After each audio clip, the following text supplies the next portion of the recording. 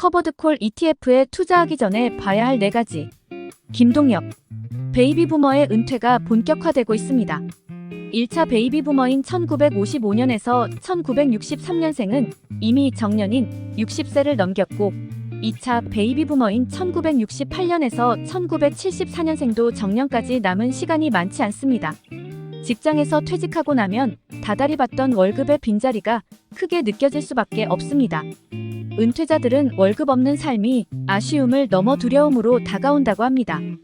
베이비부머들이 월급을 대신할 소득원으로 매달 분배금을 주는 커버드콜 ETF에 관심을 갖는 것도 이 때문일 것입니다.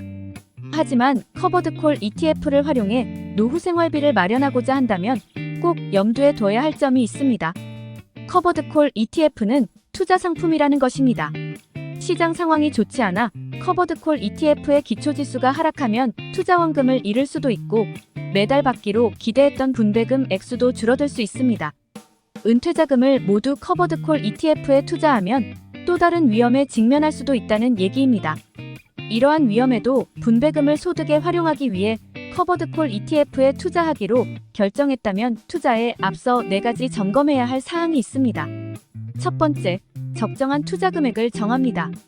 우선 커버드콜 ETF에 얼마나 투자할지를 정해야 합니다. 이를 위해선 다음의 4가지 세부 사항을 점검해야 합니다. 먼저 적정한 노후 생활비 규모부터 파악해야 합니다.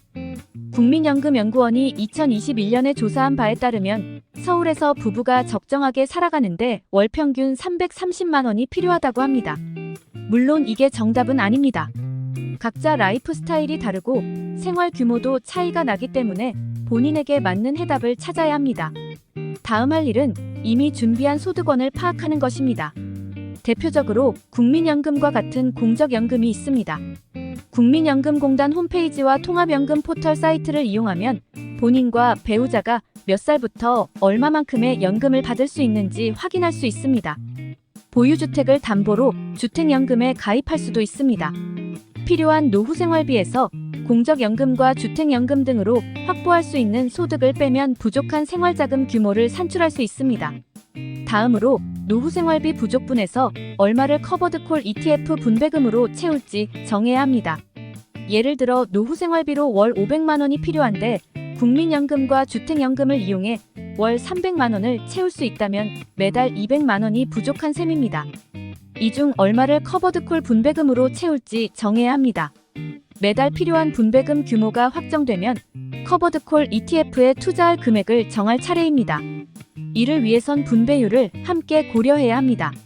예컨대 월 100만 원의 생활자금을 분배금으로 채운다고 계획했을 때 연간 분배율이 12%인 커버드콜 ETF에 투자한다면 1,000만 원이, 분배율이 6%인 상품에 투자한다면 2,000만 원이 필요합니다. 이처럼 투자하려는 커버드콜 ETF의 과거 분배금 지급률을 확인한 다음 이를 역산하면 투자 금액을 산정할 수 있습니다. 앞서 언급한 것처럼 분배금 금액은 시장 상황에 따라 변동될 수 있기 때문에 유연하게 대응할 수 있도록 투자 자금을 설정해 놓는 것이 좋습니다. 두 번째, 분배금의 안정성을 살핍니다. 직장 생활을 하는 동안 월급이 늘었다 줄었다 하면 어떨까요? 안정적이고 계획된 삶을 꾸려가기 힘들지 않을까요? 분배금을 노후 생활비에 충당하기 위해 커버드콜 ETF에 투자하는 경우도 마찬가지입니다. 매달 받는 분배금이 들쑥날쑥하면 노후 생활을 안정적으로 꾸려 나가기 어렵습니다. 따라서 커버드콜 ETF를 고를 때 분배금의 안정성을 살펴야 합니다. 분배금으로 얼마를 주겠다고 제시되어 있는 커버드콜 ETF의 마케팅 자료 내용을 그대로 믿지 말고 실제 분배금을 얼마나 안정적으로 지급했는지 살펴야 합니다.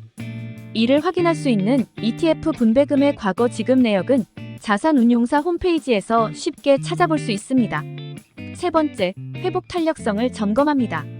전통적인 커버드콜 ETF는 콜옵션을 매도해 안정적으로 분배금 재원을 확보하는 대신 향후 기초자산 상승에 따른 수익을 포기합니다.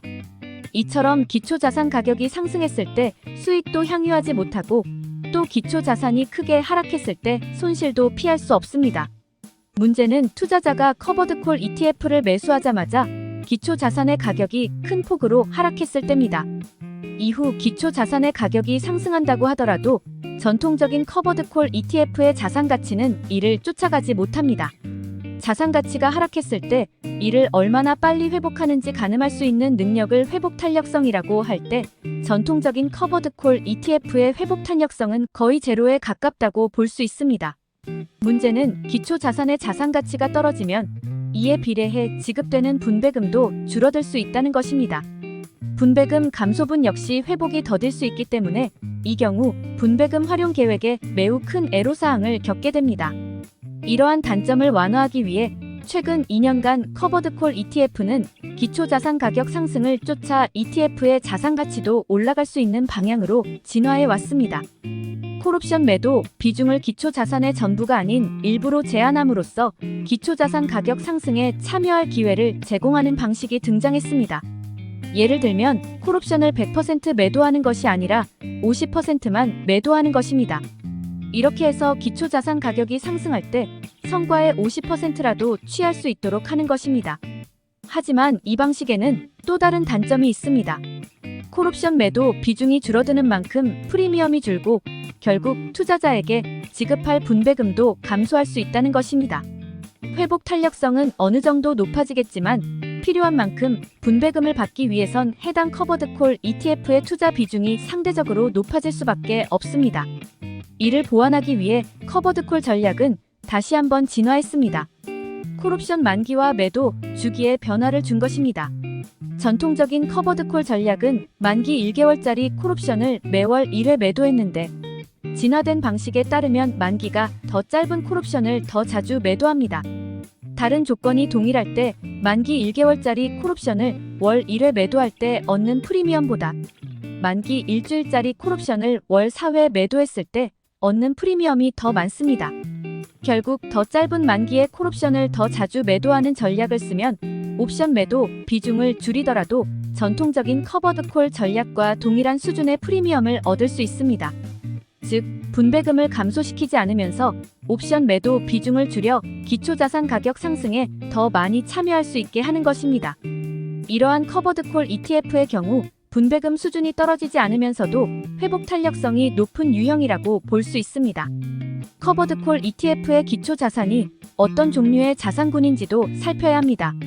변동성이 큰 성장 테마주는 상승 잠재력이 높아 이를 기초 자산으로 했을 때 회복 탄력성도 높다고 여길 수 있지만 반대로 하락 가능성도 높다는 점을 감안해야 합니다. S&P 500이나 나스닥과 같은 시장 대표 지수는 역사적으로 장기간 우상향해왔기 때문에 회복 탄력성이 높은 기초 자산이라고 볼 수 있습니다. 단일 커버드콜 ETF에만 투자하는 것이 아니라 몇 개의 커버드콜 ETF에 은퇴 자금을 분산 투자하는 방법도 고려해 볼 수 있습니다. 기초 자산과 옵션 전략을 달리한 커버드콜 ETF에 분산 투자함으로써 변동성을 완화하는 것입니다. 커버드콜 ETF의 기초 자산이 무엇인지, 어떤 옵션 전략을 구사하고 있는지는 자산운용사 홈페이지와 투자 설명서에서 확인할 수 있습니다. 네 번째, 세금과 건강보험료를 고려합니다.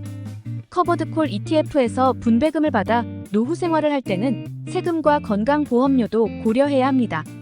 현행 세법에서는 ETF 분배금을 배당 소득으로 보고 15.4% 세율로 과세합니다. 다수의 은퇴자는 지역 건강보험에 가입해 건강보험료를 납부하는데 배당 소득에도 건강보험료가 부과됩니다. 세금과 건강보험료 부담을 덜려면 어떻게 해야 할까요? 연금저축과 IRP와 같은 연금계좌를 활용하면 됩니다. 연금계좌에서 발생한 분배금을 연금으로 수령할 때는 연금소득세를 부과합니다. 연금소득세율은 3.3%에서 5.5%로 배당소득세율보다 낮습니다. 연금계좌에서 발생한 연금소득에는 건강보험료를 부과하지 않습니다. 이상 커버드콜 ETF에 투자하기 전에 봐야 할 4가지를 알아보았습니다. 이번 영상도 유익하셨다면 구독, 좋아요, 알림 설정 부탁드리겠습니다. 오늘도 오전에는 건강을, 오후에는 부를 얻는 하루 보내세요. 감사합니다.